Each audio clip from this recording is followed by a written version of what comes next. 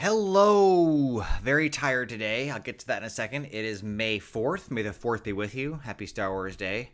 I raise my lightsaber to thee. Episode 124. For things at the end. On today's episode, let's talk marathon. Let's talk running. Let's talk Free Comic Book Day. And wild card topic.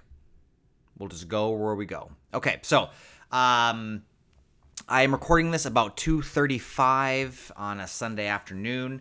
I did run a very successful half marathon. Here's my little medal.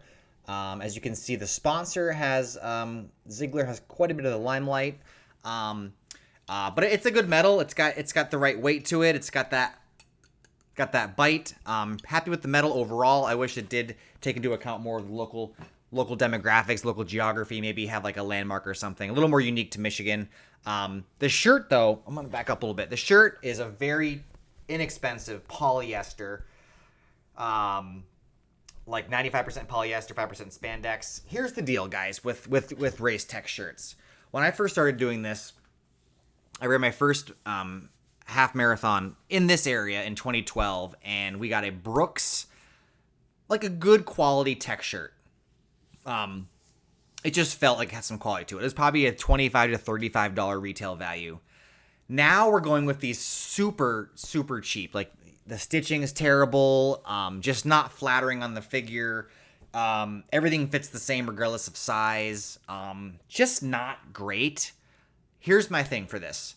Either give me a nice cotton tee or give me the nice tech shirt. And I'll pay up the difference. But to charge $75-$80 and the collar, I mean, look at this. It got like that bacon collar. I just got this like 3 hours ago. So I guess my pet peeve for marathons, for like mid-tier marathons, is yes, people want that bling. They want that metal. Metal Monday's a real deal. But the shirt, like, let's not sleep on the shirt, because the shirt you're going to wear more. I mean, look at that stitching. Oh, wrong collar. This one. This side. I don't know. Another side. This side. Everything's backwards with the camera. So I'm just kind of disappointed that we are paying the same amount of money and just the shirts are just falling apart. I want a decent shirt I'll pay more for, or just give me a cotton tee. Nothing wrong with a cotton t-shirt, right? We have 1,000 in our dresser drawers right now, probably. After food, so today, the marathon was a very small, probably 500 people were in the marathon, probably actually less. Half marathon, I'm not sure on the numbers yet, but it was maybe, 1,000 or so. Not crazy, but, significant. You felt it when you were in the chute and you were waiting to go. And the first couple miles was a little tight. We did a lap of the football field, and when you went into the football field, it kind of narrowed a bit. Like, you kind of lost your shoulders, like on the highway. So, got a little bit tight again. Ran a really slow first mile, like a 10-minute mile. And I ran an 8:08 the 12th mile. Sorry, I have marathon brain, which is a real thing. And so, yeah, good event. There's a bacon station, gummy bear forest. I like the people who just have a little bit of music playing in their driveway. That's it, just a little bit of music, maybe a funny poster or two. I don't need to be clapped for every single person I pass, but it's good to have some music, right? It gives you that little bit of endorphins, a little bit of adrenaline, a little bit of dopamine, right? Because this is a mental thing. It's just you're out there against yourself, and I don't do music or podcasts when I do a race because I want to kind of experience it and be with the people, and so I like that little bit of music. The post-race refreshments, besides that aluminum foil towel, which actually was nice. It was in the mid 40s for most of the race. Bananas, chocolate milk, donut holes, pizza. I was drawn to the pizza this year. I wanted some like savory, not overly sweet, like warm thing. So I got a couple pieces of pizza. I mean, little square pieces. Donut holes were good. They're from a local place, not Dunkin' Donuts or anything like that. So they're bigger and better, even more cakier. So it's kind of like a dessert. Although I think all donuts are essentially a dessert.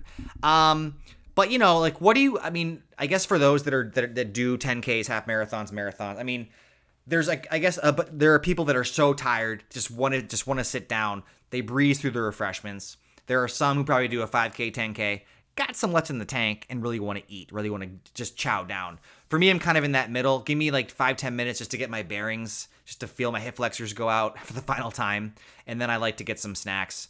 That pizza really hit home. So I'm thinking if I'm creating my perfect post-race menu, I think donut holes are still good. They're so biteable. and you can carry a bunch in your hand. And I think pizza's good. Just warm stuff. Granola bars, not into that really. Sometimes you get like free power bars or like giveaways where you can, put them in your pockets, have them for later. Bananas probably fine. Chocolate milk, I don't want any dairy. I don't want any dairy in my stomach. I mean, cheese, I get that, but I don't want the milk. It just feels like it would not sit well with the water, and then they give out that kind of like Gatorade electrolyte mixture. I don't think that hitting the chocolate milk is going to be a very happy marriage. So, I'm pleased with my time. I didn't really train for this one, so with that said, I think next year I'm thinking Flying Pig, big race in Cincinnati. I'll have to do a big to-do for that. But anyway, I'm sitting down. I got soccer, unfortunately, and now it is raining. But I'm glad to be done. I was able to get my buddy through a PR. He ran with me for about 10 and a half miles, and then I kind of took off a little bit with him. Miles 11 and 12 were just some nice declines, and I just shot down through that. I was feeling it. Had some endorphins. People were cheering me on. It just coalesced into a really nice finish. And then as soon as you see that finish line, however tired you are, you will always have that extra bit, right? That next gear is automatically bestowed upon you. All the work you put in, right? I mean, for a marathon, you may run 556 miles in a training cycle to run. So you're training that long, and you get 26 to prove where you're at. Half marathon, I personally can get away with doing one long run on the weekends and one or two medium, 3 to 5, 6 mile runs, a little bit of speed work, a little bit of cross training. Obviously, my times aren't super, super fast because I'm not putting in that much effort, but I'm happy where I am. So, we talked enough about the marathon. Let's talk about Free Comic Book Day. Definitely got a hodgepodge this year. I feel like I'm drawn to the weird ones, the ones I don't know anything about. Blood Hunt, that's an X-Men. I love X-Men. I got a Transformer one. These are just fun to look through. I remember seeing The Phantom with my dad and sister a long time ago, and it stuck with me. So we'll see how that one hits. Fantastic Four, right? The new movie's coming out. Looks pretty good. Our buddy Pedro's in it. Can't go wrong with him. Just a hodgepodge. Conan the Barbarian. Whenever I go to comic book shops, I'm just struck by the amount of different titles still available. I mean, there's comics about everything from Street Fighter to Corgis to Transformers to all kinds of stuff. So Minecraft even.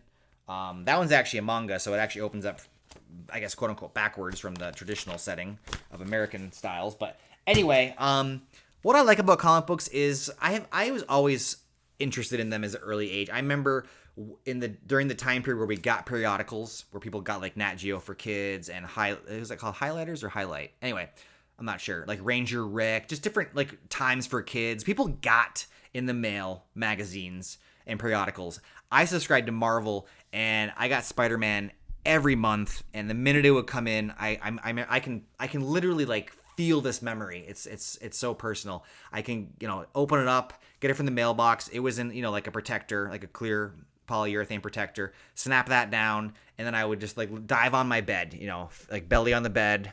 The pillow was here, and I would just have the comic, and I would like savor it. I would go extra slow because you get a 23-page comic book.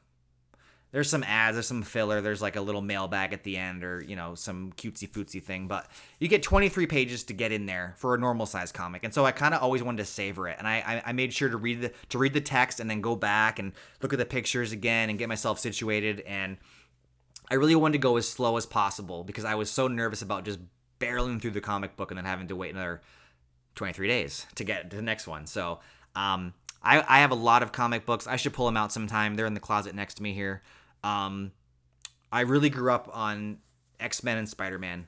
I was weird in that I was very exclusive to those. I only have a handful of Iron Man and Thor, Batman, Superman. I have those, but like the percentages are just they're dwarf. They're much smaller. So love comic books. I know a lot of times I'm assuming today's comic books are more hand drawn with the stylus and the iPad, and I think there's probably some more technical advances that have maybe shortchanged or provided artists a little bit of a reprieve from the more labor intensive ways of yesteryear. But I just think that they're so beautiful. I'm constantly amazed. I think if someone had to say, what are you most amazed about, like in terms of athletic prowess or memorization at the highest levels or whatever, like what impresses you, I would say art.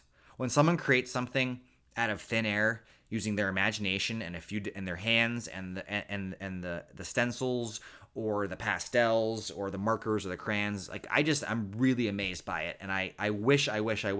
Sometimes I play this game in my head sometimes where it's like, would you rather like know a language immediately, be really good at soccer, or be able to draw? Like it's kind of like that potpourri of like pick this, pick that. Like what do you want to be able to do immediately?